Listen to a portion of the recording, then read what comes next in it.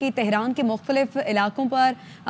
مقامات پر پھر دھماکوں کی آوازیں سنی گئی ہیں۔ ایرانی میڈیا کی جانب سے یہ رپورٹ کیا گیا ہے کہ دھماکوں کے بعد دھوئیں کے بادل اٹھتے دکھائی دے رہے ہیں۔ ایرانی میڈیا کی جانب سے یہ بتایا جا رہا ہے کہ تہران کے مختلف مقامات ہیں جہاں پر پھر دھماکوں کی آوازیں سنی گئی ہیں۔ ایرانی میڈیا کی جانب سے یہ رپورٹ کیا گیا ہے۔ دھماکوں کے بعد دھوؤں کے بادل بھی اٹھتے دکھائی دے رہے ہیں۔ یہ مناظر آپ اپنی ٹیلی ویژن اسکرین پر دیکھ سکتے ہیں جب تہران کے مختلف مقامات پر پھر دھماکوں کی آوازیں سنی گئی ہیں۔ ایرانی میڈیا کی جانب سے یہ بتایا جا رہا ہے کہ دھماکوں کے بعد دھوؤں کے بادل اٹھتے بھی دکھائی دے رہے ہیں۔ سینئر تجزیہ کار وسیم بادامی ہمارے ساتھ موجود ہیں۔ وسیم، ایک بار پھر سے یہ خبر آئی کہ تہران کے مختلف مقامات پر پھر دھماکوں کی آوازیں سنی گئی ہیں۔ ایرانی میڈیا یہ رپورٹ کر رہا ہے۔ جی، یہ آپ دیکھیں اسی طرف بات جاری ہے کہ جب آپ سے کچھ دیر پہلے جب ہم بات کر رہے تھے تو میں آپ کی خدمت میں عرض کر رہا تھا کہ مجھے حیرت نہیں ہوگی، اللہ کرے کہ یہ رائے بالکل میری غلط ثابت ہو جائے اور اسی لمحے غلط ثابت ہو جائے تو زیادہ خوشی ہوگی مجھے، لیکن مجھے حیرت نہیں ہوگی اگر کچھ ساتھیوں کی رائے کے برعکس یہ معاملہ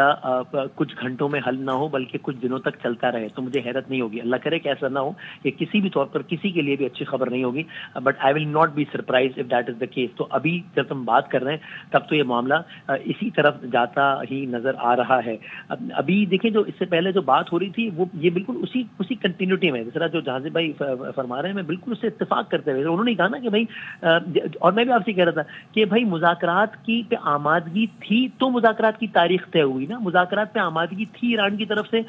تو پہلا راؤنڈ ہوا نا، تو دوسرا راؤنڈ ہوا نا، تو نوبت چھٹے راؤنڈ تک آئی۔ اور جس طرح ابھی جہاں بھائی کہہ رہے تھے کہ پھر اس کے بعد اسرائیل کو کہیں یہ لگا کہ اب یہ اگر مذاکرات یہ کامیاب ہو جائیں گے تو پھر تو کوئی جواز ہی نہیں بچے گا اس کے پاس۔ تو میرا نقطہ بھی یہ ہے کہ مجھے یہ لگتا ہے کہ یہ ہم ٹیکٹیکل اس پہ یا جب ہم مائنیوٹ جزیات پہ جائیں تو ہمیں کچھ پالیسی سے ایران کی اتفاق یا کچھ سے اختلاف ہو سکتا ہے، ظاہر سی بات ہے، میں نے کہا ایک گھر میں بھی چار ڈیسیشن ہوتے ہیں تو آپ کو 3 سے اتفاق ہوتا ہے، 1 سے اختلاف بھی ہوتا ہے، لیکن اصل میں میری رائے میں یہ ایک لارجر پلان ہے کہ جہاں پر یہ کرنا تھا مقصود تھا تو اگر ایران نے ان مذاکرات کے راؤنڈز میں آمادگی ہی ظاہر نہ کی ہو تو پھر یہ اس کو بہانہ بنا لیا جاتا کہ دیکھیں ملک تو کبھی بیٹھتا ہی نہیں مذاکرات پہ، اس لیے اس کو مارنا چاہیے۔ اگر اب جب آمادگی ظاہر کر دی تو اب جب لگا کہ مذاکرات کہیں صحیح ہی نہ ہو جائیں، کامیابی نہ ہو جائے اور ہمارا منصوبہ ہی فیل نہ ہو جائے تو پھر اب اس کو بنیاد تو پھر یہ مار دیا، کچھ نہیں بچا۔ تو پھر اچانک ایک دن کھڑے ہو کر صبح کہا کہ جی مجھے آج یہ لگ رہا ہے کہ یہ ملک آج جتنا نیوکلیر اثاثے بنانے کے قریب پہنچ گیا نا اتنا کبھی نہیں، اس لیے اس کو مار دیا۔ تو بہرحال اس میں ہم بالکل پازیٹیوز اور نیگیٹیوز کیا ایکشن لینا چاہیے کیا نہیں اس پہ بات کر سکتے،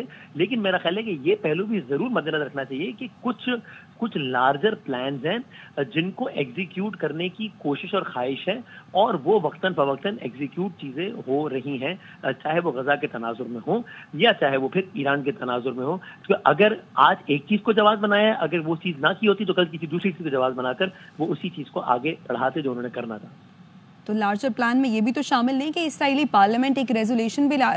بھی لا رہی تھی وسیم تاکہ اسرائیل میں جلد الیکشن ہو؟ آپ کو لگتا ہے کہ نیتن یاہو نے اپنی کرسی بچانے کے لیے یہ جلدی کیا ہے سب؟ مجھے اس میں کوئی شک نہیں ہے کہ اس سب کا تعلق بہرحال نیتن یاہو کی اور اسرائیل کی ڈومیسٹک پالیٹکس سے بھی ہے۔ جس طریقے سے بھارت کے تناظر میں مجھے اس میں کوئی شک نہیں ہے کہ جو کچھ ہوا ہے اس کا تعلق نریندر مودی کے الیکشن سے بھی ہے۔ آپ ذرا اٹھا کر دیکھیے تو صحیح کہ نیتن یاہو کن مقدمات میں اس کے خلاف معاملات چل رہے تھے، اور اس کے پاس جو ہے وہ اسٹیٹ سے کن حوالوں سے تحائف لینے کے، اس کے پاس کن میڈیا ہاؤسز کو برائب کرنے کے، کن بزنس مینس کو تحائف دینے کی، مہنگی گھڑیاں دینے کی اور برائب کرنے کے مقدمات چل رہے تھے۔ پھر اس کے بعد جب یہ غزہ کا معاملہ شروع ہوا ہے تو اس کے بعد باقاعدہ ان کے اٹارنی نے عدالت میں یہ پلی لی ہے کہ ابھی ہم اس کیس کو سرا مزید آگے اس لیے نہیں بڑھائیے کہ محترم صدر صاحب تو وہ ہمارا تو ملک ہی نا اسٹیٹ آف وار ہے، تو نیتن یاہو صاحب تو اس میں مصروف ہیں تو وہ کیسے اس کیس کی پیروی کر سکتے ہیں۔ تو بہرحال ایک تیر سے کئی شکار ہوتے ہیں اور اس سب کا تعلق بہرحال ان کے اپنے ڈومیسٹک کنزمپشن سے ضرور ہے۔ تو اگین جب ہم نیتن یاہو اور مودی کا موازنہ کرتے ہیں تو ایک موازنہ یہ بھی ہے کہ